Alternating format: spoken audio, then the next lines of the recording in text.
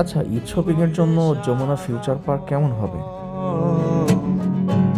ফুল ফুটেছে গন্ধে সারা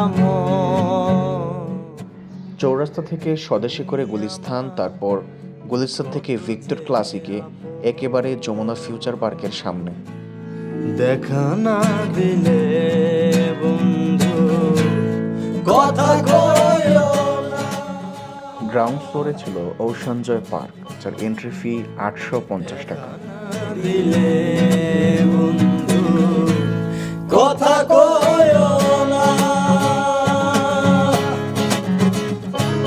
12 মাসে 12 ফুল রে ফুইটা থাকে ডালে রে, এ মধ্যে আইসা নগর পড়তি সন্ধ্যা কালে রে।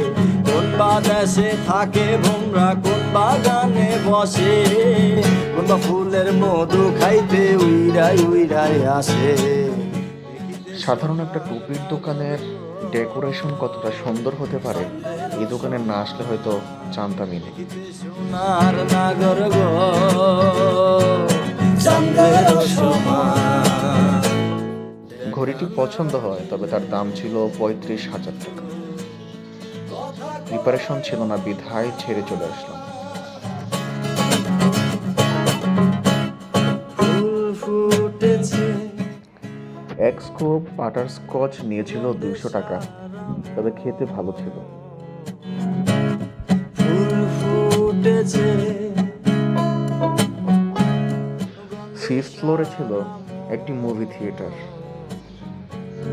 তুমি আমার কত যে আপন, দেখা না দিলে বন্ধু কথা কইও না। কেএফসি থেকে বুড়িভোজ শেষ করে বেরোতে দেখি একটি ভেন্ডিং মেশিন দাঁড়িয়ে আছে আমার জন্য। সেখান থেকে দুটো ড্রিঙ্কসও কিনি। কথা কইও না।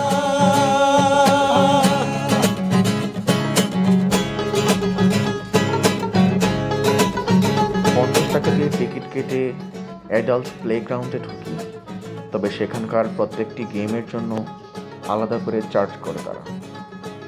সেটা 250 থেকে 400 টাকার মধ্যে হয়।